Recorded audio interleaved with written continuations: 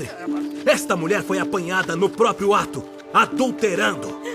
E na lei nos mandou Moisés que as tais sejam apedrejadas. Muito provavelmente, você se lembra da história da mulher que cometeu adultério e foi levada a Yahushua. Esse texto marcante, único na Bíblia, está no capítulo 8 do Evangelho de João. Quero que você pare alguns instantes e reflita sobre ele. Quem era aquela mulher? O que vem à sua mente? Sabemos muito pouco sobre ela pelo texto. Talvez a primeira coisa que surge em sua cabeça seja a palavra pecadora. A narrativa bíblica não a chama assim, mas é a forma como muitas pessoas a definem. O que mais? Ela é trazida por outras pessoas, tem o seu pecado exposto diante de todos, é apresentada para julgamento e tem a sua vida colocada em risco de apedrejamento. Mas não diz uma única palavra durante todo esse tempo. Silenciada, invisível. Na verdade, ela só fala mesmo ao final da narrativa, em resposta a Yahushua, o único que se dirige a ela ao longo da história. Antes disso, não tem o direito de se defender, de se explicar, sequer de se mostrar arrependida.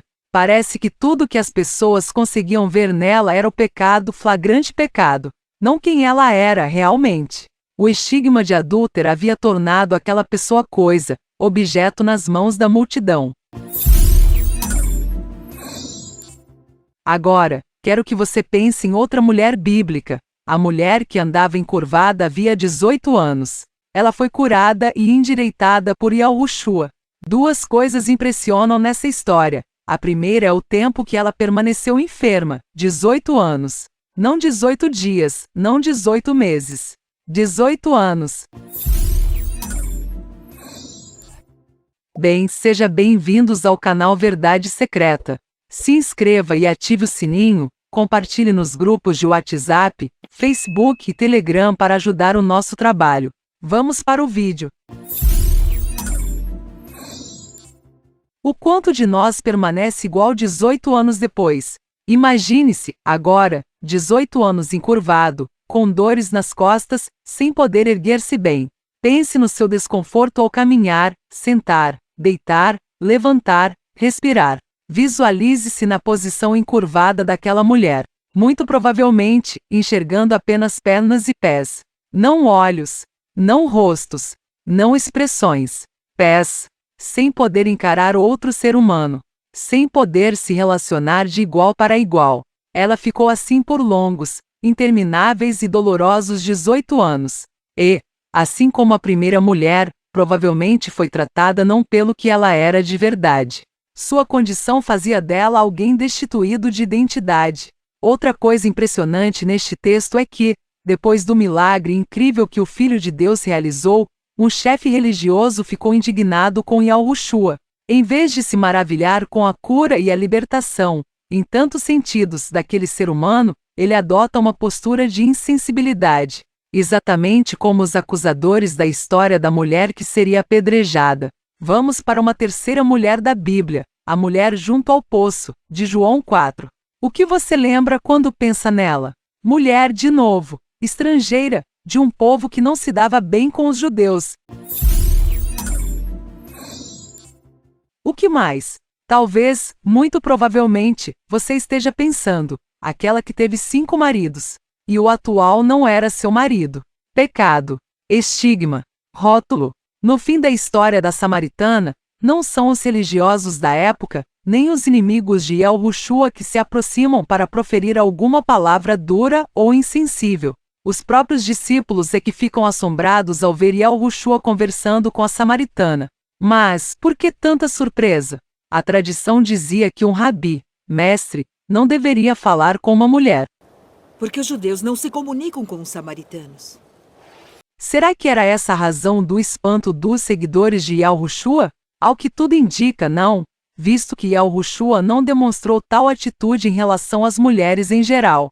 Assim, a causa da surpresa deles foi evidentemente o fato de a mulher ser samaritana. De novo. Senhor, tu não tens com que a tirar, e o poço é fundo. Eles não eram capazes de ver o coração de um ser humano sedento, necessitado da água da vida. Eles só viam o exterior, Yahushua e o paradigma da dignidade humana.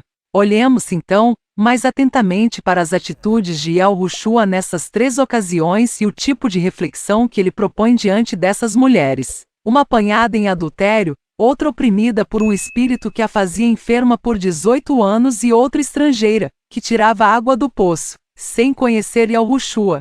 O que ele fez? Como se comportou? O que disse? Mas aquele que beber da água que eu lhe der, nunca terá sede. Yahushua as tratou com dignidade. Ele curou aquelas mulheres, não apenas de seus males, mas da invisibilidade social a que eram sujeitas, assim como acontece a muitas mulheres, no mundo todo, ainda hoje. Ele expressou respeito e sensibilidade pela condição de cada uma, e as viu tal qual Deus nos vê, não como objetos de consumo, nem como seres desimportantes, ignoráveis, sem valor. Ele não reiterou a opressão que elas sofriam, mas agiu com amor. Seu comportamento contrasta com a violência, aberta ou oculta, com que essas mulheres foram, cada uma à sua maneira, tratadas. Enquanto a pequena multidão, ávida, prepara suas pedras, e Yahushua, paradoxalmente, escreve no chão com a ponta dos dedos. Então, ele declara livre a mulher que cometeu adultério, ele cura a que esteve enferma, e oferece água viva à estrangeira. Quando assim o faz, Yahushua devolve a elas sua humanidade. Ele mostra a elas, e a cada um de nós que, hoje, lê essas histórias e se sente desafiado por elas, o valor do ser humano. Ele nos diz que valeu a pena morrer na cruz do Calvário por nós. Ele restitui nossa identidade e nos permite andar de cabeça erguida, sem ter vergonha de quem somos. Porque ele nos mostra, a despeito do que a sociedade nos diz, que as pessoas, e as mulheres, em especial, são únicas diante dele. Que não construamos nossa identidade com base no que a sociedade diz sobre nós, homens ou mulheres, mas sobre aquilo que Yahushua nos diz que somos. A Bíblia, para surpresa de muitos, já que retrata uma sociedade patriarcal, na qual as mulheres possuíam um status menor, está repleta de histórias de mulheres incríveis, cuja memória e legado reverberam com força até os nossos dias. Que nos apoderemos dessas narrativas, compreendendo o valor que o nosso Deus dá a todos aqueles que a sociedade menospreza, estigmatiza, condena e exclui. Bem, eu vou ficando por aqui. Não esqueça de se inscrever, comentar e compartilhar no WhatsApp, Facebook e Telegram para ajudar o canal. Luz e sabedoria, um forte abraço.